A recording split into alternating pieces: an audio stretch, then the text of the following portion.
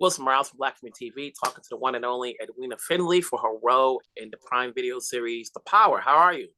I'm great, Wilson. It's good to talk to you. You've worked here and there for a number of years. You're always working. So, what led you to take on the role that you have here as Helen? It's interesting. I had just finished If Loving You Was Wrong, and I was trying to decide, okay, what's my next show gonna be? What's my next move gonna be? And when it presented itself, I was really fascinated by the global aspect of it. I loved when I read the script how there were these intertwining stories in London, in the United States, in Eastern Europe, in South Africa, but how they all wove together. And this was just before the pandemic. So we hadn't even experienced this global pandemic that literally ended up bringing all of our stories together. But there was something about that just really stood out to me. And then funny, on a spiritual side, I get a lot of prophecies about things before they happen, shows, who I'm going to work with, where I'm going to be filming. And literally someone prophesied, you're about to start filming in London. And sure enough, this project was filming in London. So, it was just kind of all meant to be. Mm-hmm. So take me back for those who are probably watching this and are new and don't know anything about the series and it's small description. What would you say the show is about and who do you play? Sure. So the show is a global thriller set in these variety of countries. And really it follows girls and women who develop a new gene that allows them to execute people or electrocute people, I should say, at will. And so the balance of power in society changes where now the women are the ones that are dominating and women are the ones to be quote unquote feared. And it asks the question, what do we do with power when we have it? Do we allow power to corrupt? Do we allow power to heal? Do we allow power to transform? And so my character in this world is named Helen, right? She's the chief of staff to Margot Cleary-Lopez, played by the beautiful Toni Collette. And together, we're really trying to get a handle on this new power that's, thundering throughout the globe on a governmental level. And so it ends up that we decide that we want to make an even bigger splash and we decide we want to go into the Senate. And so throughout the series, we're really fighting for and championing women's rights on a governmental side. Mm-hmm. Now, all of the episodes, not all out, it's weekly. Am I correct? Correct. So we can't go into spoilers or anything like that. So now we're up to episode 6. So up to episode 6 is aired now. Yeah. How many episodes did we get all together? 9. So we got 3 more to go. So having said that, and you describe your character Helen, when you read your role, what she's all about, I like to think that with actors, there's got to be something in the character that they're playing that they can relate with. Is there anything regarding Helen's traits that are a part of you?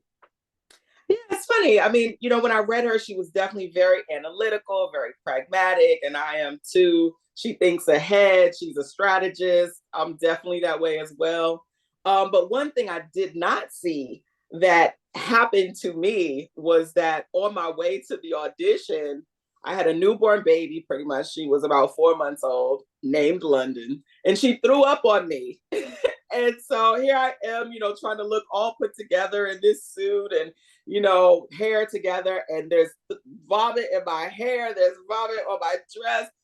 And so I just started crying. I'm like, what am I going to do? I don't have time to go home. I have to go straight to the appointment.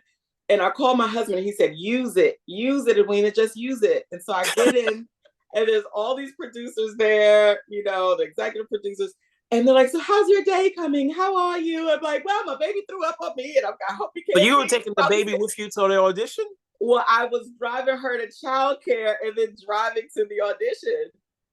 And I'm telling them the story and they just burst out laughing. And they're like, oh my goodness, this sounds so much like Helen. I'm like, really? It does? And I didn't realize. I don't have a kid? Yeah, well, they had envisioned a whole family for her and a child, and they felt like she was juggling a lot of different things in her personal life and in her career. I was like, well, if that's not me, I don't know what it is. But, it was just kind of funny because it wasn't in the script that I had. I only had 1 episode of the script, so I had no idea. So it's just very serendipitous. So you have a newborn, but yet you chose to take a job. Did you get to go to London? So not only did I go to London, my entire family went to London, and we were there for about 8 months. So Did they my cover it, kids or did they developed go there British on their own to accent. support you? Did they cover Yeah, it? I mean, it was wonderful. It's a female based production company called Sister Pictures. They received the Golden Globe for Chernobyl on HBO and so many other wonderful projects.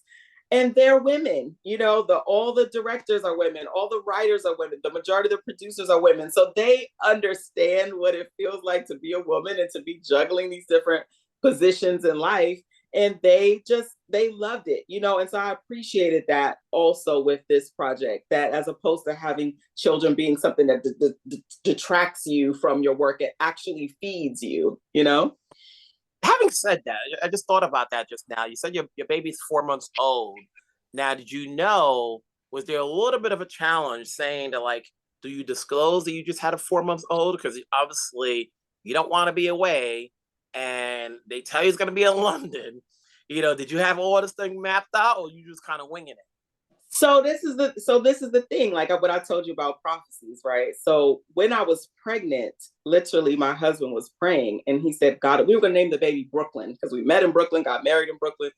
And then my husband said, God is saying, name the baby London. And I said, why London? We are like, what does London have to do with us? And he said, God is telling me that Brooklyn is our past, London is our future. God is about to open up a door for us in London.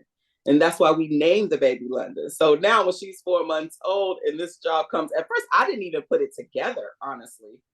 But it just kind of all happened exactly like that. And I was like, okay, yeah, this is meant to be. But I'm going to tell you, before I ever had children, I was very afraid of having kids for that exact reason that you brought up. As an actress, especially, we're always filming on location, we're always traveling, we're always kind of looked about as like being very, very mobile. And so the idea of having children scared me because I thought, what would happen if, I wasn't able to, to be considered for jobs because people are thinking this or that. But it's just been a blessing. It has really been a blessing. So I'm grateful for my children and grateful that I've been able to have a career since being a mom that's been very supportive of that. Mm-hmm.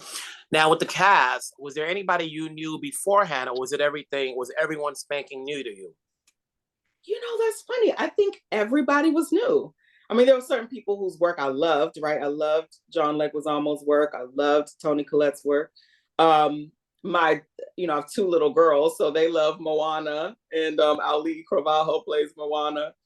But yeah, as far as working together, none of us had worked together before. Mm-hmm. And what was that chemistry like? Obviously, not everybody has scenes together, but at some point, I'm assuming there's a table read, and obviously there was the premiere where everybody was there. Was that the first time you saw a majority of them and people can connect? Yeah, I mean, there were definitely some actors that I met for the first time at the premiere because our storylines, some of them take place in different countries altogether. So the character that plays Tatiana, the actress that plays Tatiana, that was our first time ever meeting.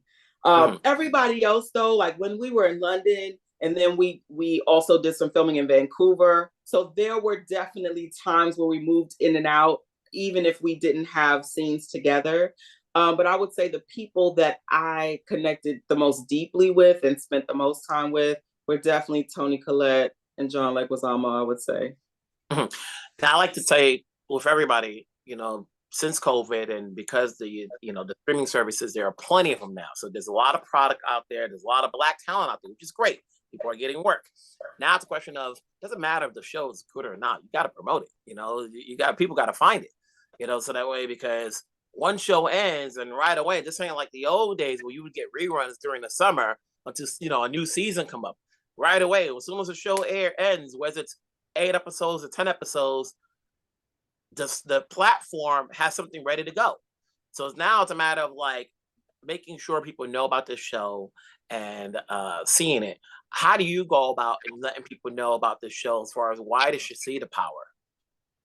Yeah, I mean, for me, I think that it really taps into the ethos of so many different types of people. The fact that there are these cultural stories that in and of themselves are very specific.